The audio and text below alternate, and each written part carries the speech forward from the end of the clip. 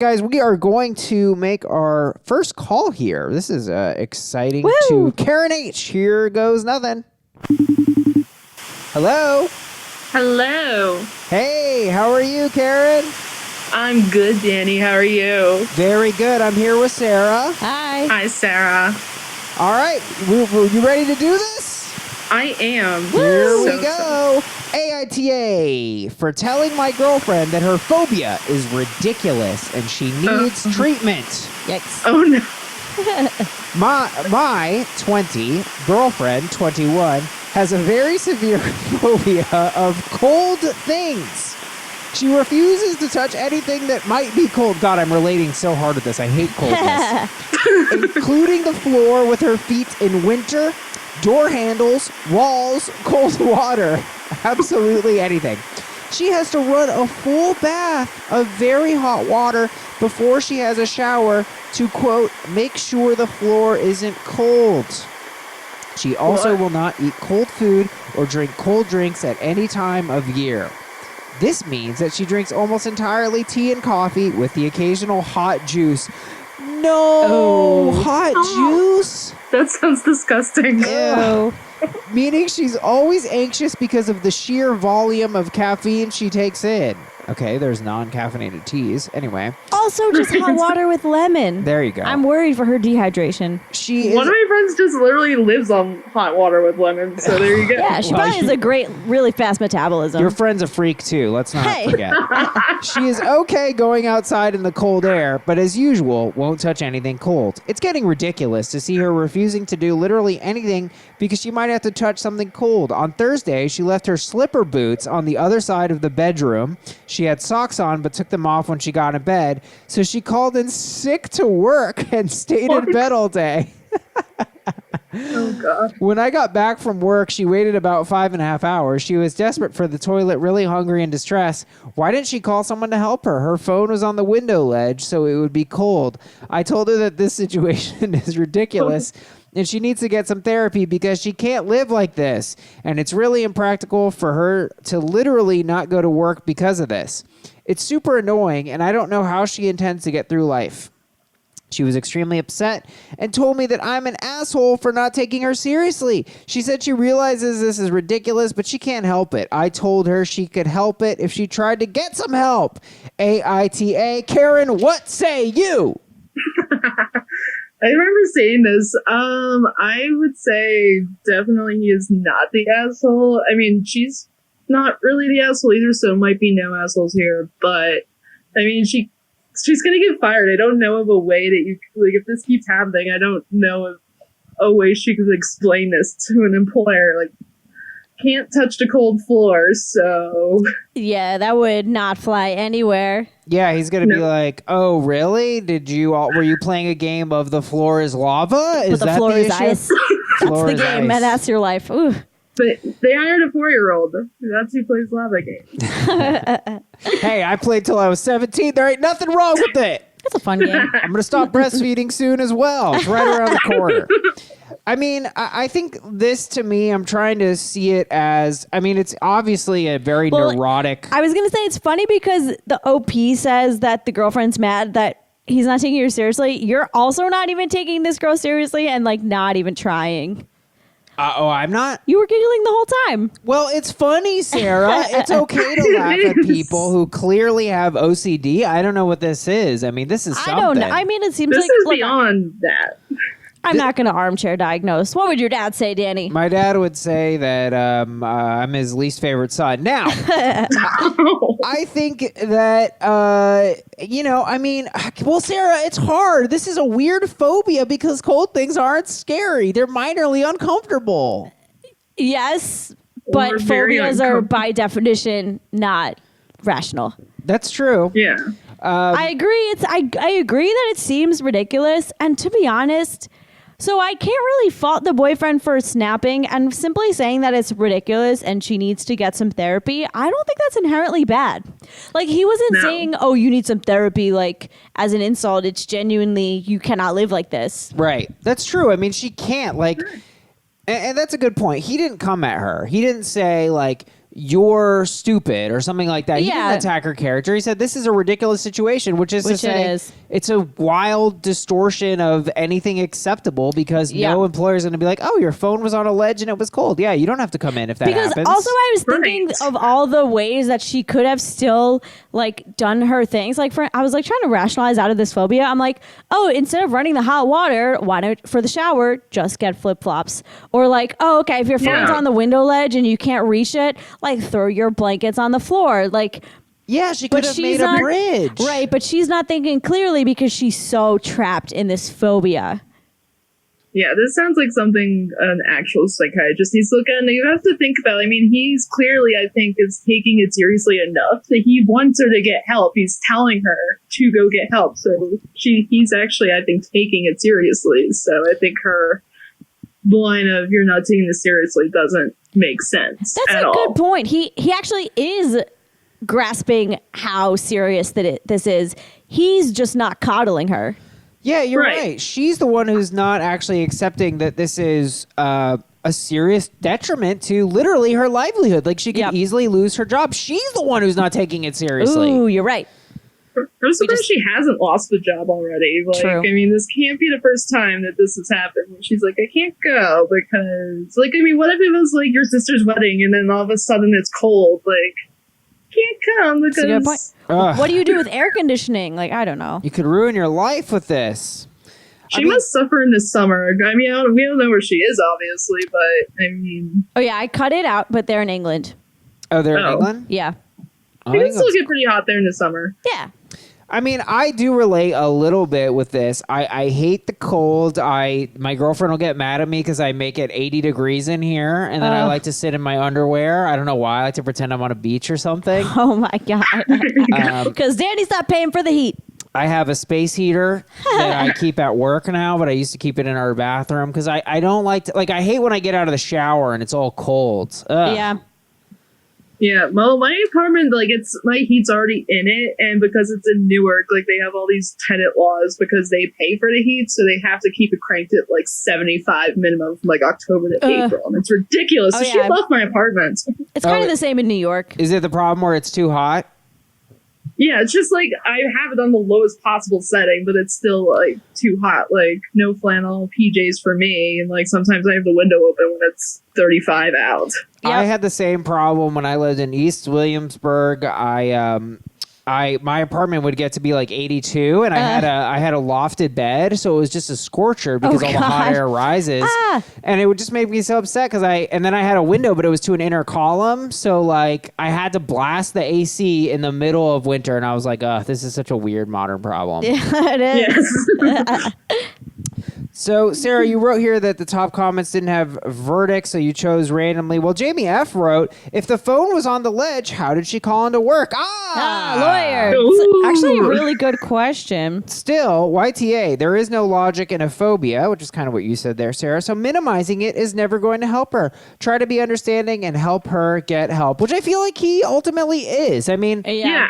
if all I can really fault him for it, and I wouldn't even say it's a fault, is like, he's 20 years old, so how the heck is he supposed to know? But it's like, this should have been a warning sign. This should have been something to discuss maybe at an earlier point. But like, how could Yeah. he know, I mean, I think and maybe I'm just leaping, but I think when she's saying YTA, it's because he didn't like approach this with the best of care. You know, he could have sat her down and been like, listen, I'm worried about you, but that doesn't bother me this time. Right. No.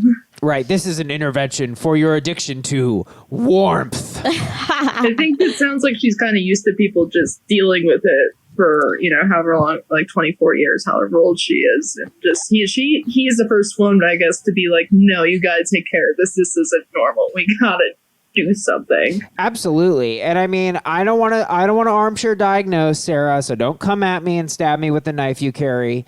Yeah, totally. But I will say, if this does read to me a little bit OCD, but it also kind of reads like someone who might be trying to cope with this. Like, this is an attention tool that they use. This is a way they can manipulate things. I don't know. It's a very odd phobia, very uncommon phobia. It's uncommon. Samantha M. writes, she's aware of her problem and choosing not to seek help. At a certain point, you have to make the decision to either stick it out with her and encourage her to get help or cut your losses and leave. I mean, I think that's valid. It's kind of like what NTA leaning. Does it say how long they've been together? I don't know. Let's go back. So, I mean, they're so young. How long could it possibly be? 20 and 21, they are. Oh, yeah. It doesn't say. But Sarah, I also, and not to, again, armchair D, but I think the fact that she was helpless, armchair D, is, that's what your grandpa has. Anyway, I quit. That's fair. Isn't there a helplessness, Sarah? She's acting like this bed is an island. Like, she could have laid down the blankets. She could have used the pillows as slippers and kept her feet warm. Like, there were actually solutions to this problem. Yes. So I feel there's a bit of learned helplessness in this behavior. Oh, yeah. I don't know about that. I would just say I feel like, isn't what they say in psychology, like, if your problem is interfering with your life, then it's time to get help. It's clearly interfering with her life. Right. Time to get help. Fair enough. Yeah. Top Reddit comment by Screwed4GP writes, NTA, if this phobia is affecting her ability to work, maintain social relationships, and even go to the toilet, she needs help. You sound very, very patient here. Oh, yeah. I forgot about the bathroom. Yeah. It's impairing her from using the bathroom. I mean, that is wild. That's bad. Like, that's really bad. Yeah. Like, getting to Pens is not worth dealing with this. No. I'm sorry. But what I will say is she the asshole, or do we have a no assholes here? I would say no point. Assholes. Yeah. Because I don't think she is objectively, like, wrong in the sense that, like, yes, her fears are unfounded right now, but I wouldn't say that she's the asshole here either. I agree. I mean, I'm definitely going with a no assholes here. How about you, Karen?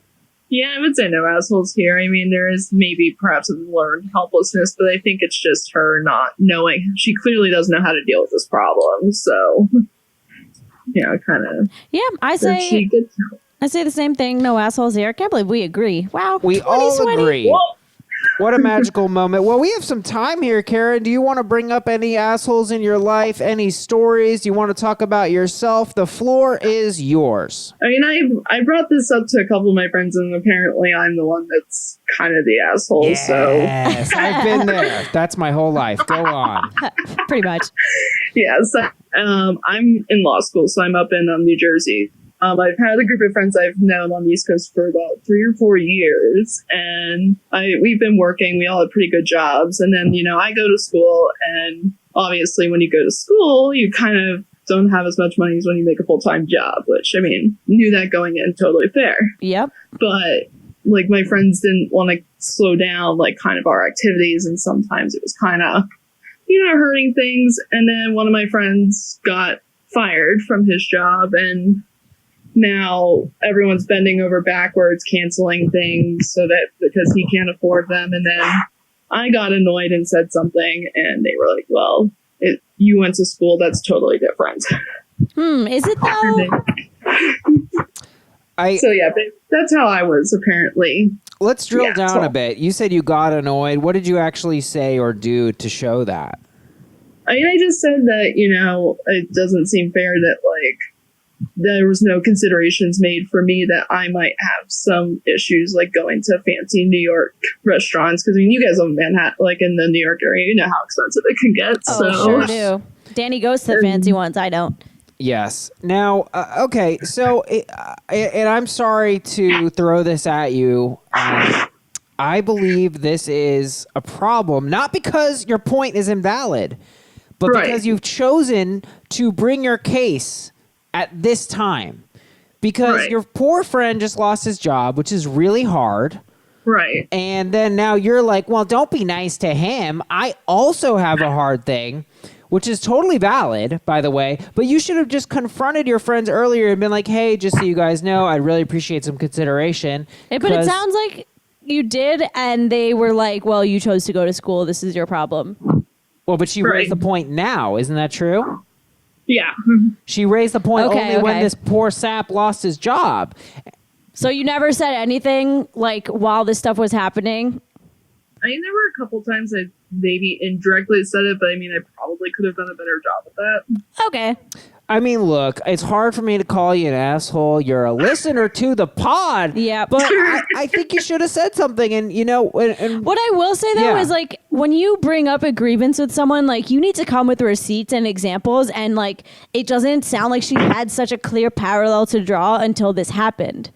Right. that's a fair point. But I also think that, you know, a lot of people are afraid to confront. And we always say on this pod, I think more than we say almost any other of our little phrases, it's like, you should have just said something. You know? That's it. Yep.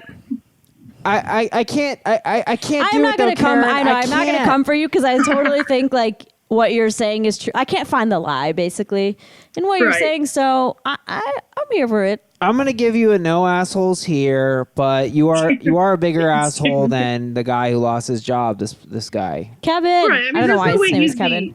like, he's not the asshole. Like, I would never No. call him that. But. Your rich friends are the assholes. Make them pay more in taxes. But this is a good point, you know, and I'm happy you brought it because people do need to be aware of their friends and their friends' finances. And like, look, I have a friend who I happen to know is drowning in debt. Ooh. And he's actually drowning in water. And so I handed him a stick and I got no. But anyway, we went out and, you know, I got his meal. And I wasn't trying to be weird about it. I didn't make a big stink about it. I mean, now I'm making a big stink because I'm Right. telling you guys. But, you know, it's the kind of thing where it's like, look, I know that money means way more to him than it does to me. And I think people should do that. And they should be considerate and be thoughtful about it. Yeah, one of my friends one of my good friends was in law school and was just like, I mean, she was always just like bringing it up, like harping on it just to be like, hey, I'm so sorry, just as a reminder, like I can't do this because I'm poor because I'm in law school. So I'd be like, all right, no big deal. Like we'll go to this place that's cheap. We'll do this thing that's free. That's super nice of you. Yeah, I like cheap stuff anyway. Works for both of us. No, that does. I think it's just I'm frustrated because like we usually just because of our jobs and like where we all live and stuff because they all live mostly in central or northern New Jersey and then we go over and it's like January, like every plan we had up in like since like November has been scrapped. And I'm like, that's annoying. Now and then nobody's like really like no one's come up with a new idea, but at the same time it's like I understand, like it's like there's both sides, but I'm like, wait a minute. So, I don't know why your whole group should be canceling plans just because of this one guy. All the plans. Yeah. Yeah, I mean that's always been something. I'm like, why is it that like we always do stuff that's like, you know, that has to be out and cost money? I'm like, one of my friends hasn't even been to my apartment, and I've lived in that apartment since I started school a year and a half ago. Wow. Yeah, this could be a good opportunity for you guys to like get together and do some cheap free stuff, like do some potlucks, game nights. Scrabble. We love Scrabble. Now, we got to wrap up here, Karen, but I'm curious, what kind of law do you seek? Are you seeking to prosecute assholes? What's the deal? Probably non-criminal law. There's a lot with that. So I think probably litigation. So I'll do it. I'll go after assholes on the civil side. Love it. There we go. I love a civil asshole more than a criminal asshole. All right, Karen, go ahead. No, I was just saying, like, I don't really want to have people, like, coming after me in my car. Although even family law, I have a friend that does family law, and after he won a case, he had to be escorted out by cops. Woo! Wow. I'll tell my friend who does family law that. Yeah, so not doing that. All right. Well, thank you so much for being on the show, and a big NAH for your situation. Yes. I appreciate it. Thanks for having me. Thank you.